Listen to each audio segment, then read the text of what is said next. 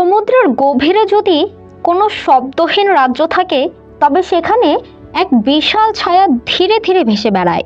মনে হবে যেন নীল জলের ওপর দিয়ে কেউ একটা জীবন্ত চাদর বিছিয়ে দিয়েছে। এটাই মান্টা রে, সমুদ্রের এক নীরব সৈন্য দৈত্য। আমি যখন প্রথমবার তাদের দেখি, মনে হয়েছিল এরা সাঁতার কাটছে না, এরা যেন উড়ছে পানির ভেতরে ডানা মেলে এক অদ্ভুত নাচ।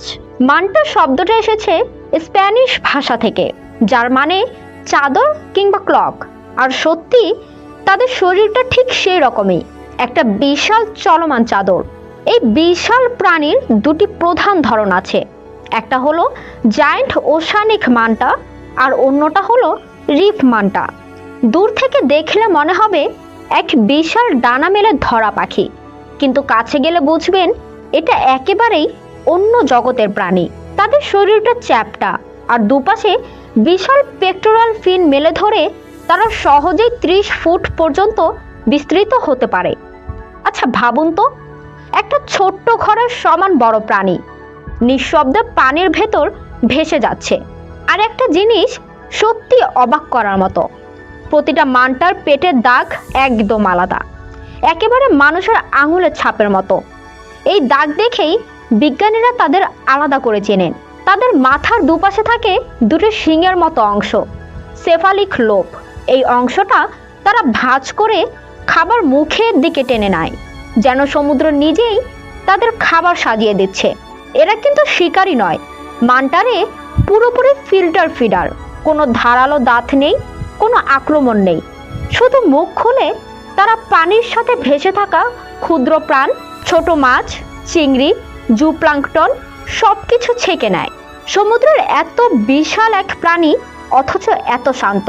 আর এখানেই একটা বিশেষ মুহূর্ত আসে। ভাবুন তো, যে প্রাণীটা একটা ছোট ঘরের সমান বড়, সে কি সত্যি এতটা নিরীহ হতে পারে? হ্যাঁ পারে। আর হয়তো এটাই তাদের সবচেয়ে বড় শক্তি। মান্টারে শুধু সুন্দরী না, তারা অবিশ্বাস্যভাবে বুদ্ধিমানও। তাদের মস্তিষ্ক শরীরের তুলনায় অনেক বড়, আর আচরণও অদ্ভুতভাবে কৌতূহলী। অনেক ডাইভার বলেন মান্টারা নাকি মানুষের চারপাশে ঘুরে বেড়াতে ভালোবাসে, বুদবুদের ভেতর দিয়ে সাঁতার কাটে যেন তারা খেলছে। আর সবচেয়ে রহস্যময় বিষয়, কখনো কখনো তারা পানির ওপর লাফিয়ে ওঠে। কেন করে কেউ নিশ্চিত না। কেউ কেউ বলে যোগাযোগের জন্য, আবার কেউ বলে পরজীবী ঝেড়ে ফেলতে, আবার কেউ কেউ বলে তারা শুধু আনন্দে লাফায়। সমুদ্রের ভেতর আনন্দ? হ্যাঁ, প্রকৃতি মাঝে মাঝে এমন প্রশ্ন রেখে যায় যার উত্তর আমাদের কাছে নেই। কিন্তু আজ এই সৈন্যদৈত্য বিপদের মুখে।